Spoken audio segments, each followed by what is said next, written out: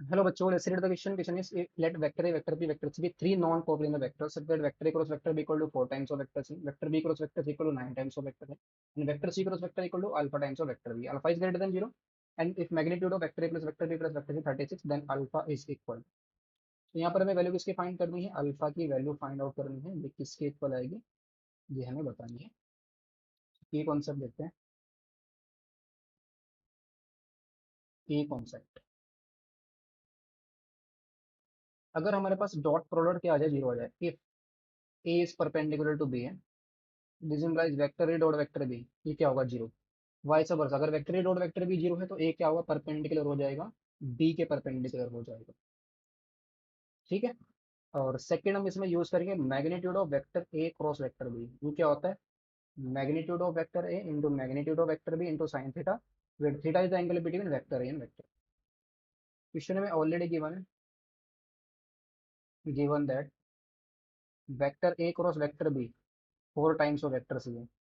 अगर हम इसका डॉट प्रोडक्ट लें, vector A cross vector B का हमने डॉट प्रोडक्ट लिया वेक्टर ए के साथ, तो 4 times of vector A dot vector C आएगा।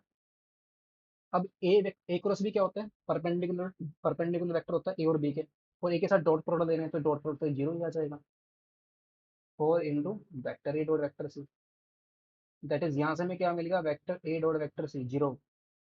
सिमिलरली अगर इसका बी के साथ डॉट प्रोडक्ट लें, also vector B dot vector A cross vector B, that is 4 times of vector B dot vector C, ये भी क्या आ जाएगा? ये जीरो बन जाएगा, यानी कि vector B dot vector C ये भी किसके इक्वल आ जाएगा? जीरो के इक्वल आ जाएगा। ठीक है। तो हमें यहाँ से मिलेगा, जो ए मिला वो परपेंडिकुलर है सी के, and B is perpendicular to C. A भी परपेंडिकुलर सी के, बी भी परपेंडिकुलर सी के। और देखते हैं सेकंड कंडीशन को।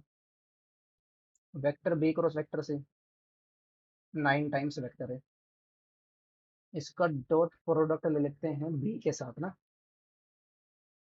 Vector B dot vector B cross vector C, तो 9 टाइम्स क्या आ जाएगा? Vector A dot vector B या वेक्टर बी डॉट वेक्टर, तो ये तो जीरो बन जाएगा। तो हमें क्या मिल जाएगा? Vector A dot vector B zero मिल गया। That is A is perpendicular to B है। ए परपेंडिकुलर है बी के, ए परपेंडिकुलर है सी के, और बी परपेंडिकुलर सी के, तो तीनों के तीनों परपेंडिकुलर आ जाएंगे एक दूसरे के। तो यहाँ से हम क्या बोल सकते हैं?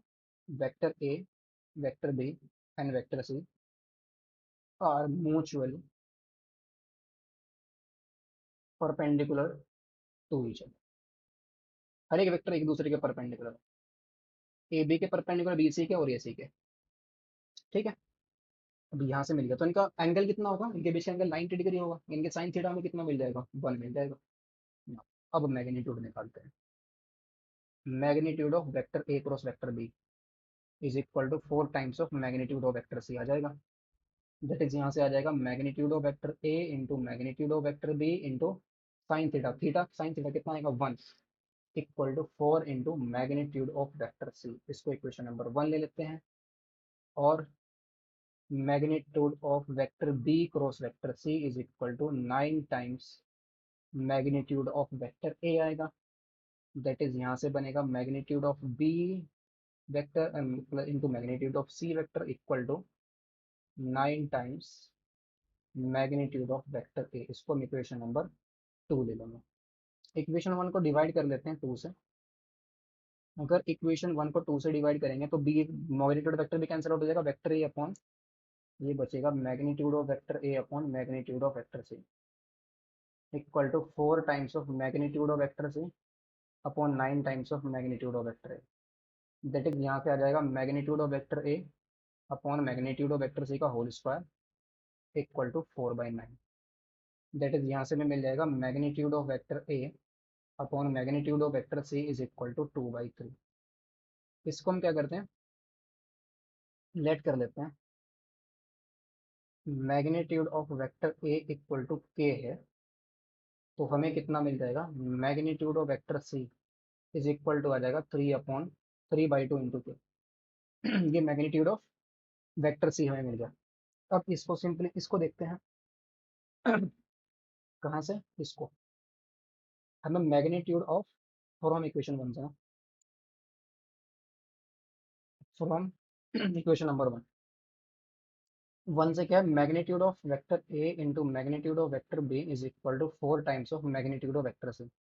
पुट करेंगे तो के इंटू में magnitude of vector B, 4 into ये कितना है, 3/2 इंटू में के, तो 2 टू जा 4, के से के कट गया, तो मैग्नीट्यूड ऑफ वेक्टर बी कितना आ गया, 3 टू जा 6 आ गया। मैग्नीट्यूड ऑफ वेक्टर बी 6 मिल गया। नाउ क्वेश्चन में गिवन है if magnitude of vector A plus magnitude of vector B plus magnitude of vector C equal to 36 है। ये के है, ये कितना है, 6 है, ये कितना है, 3/2 के है, इक्वल टू 36। तो यहाँ से कितना आ गया, ये 5/2 के आ गया। 36 - 6 कितना आ जाएगा, 30।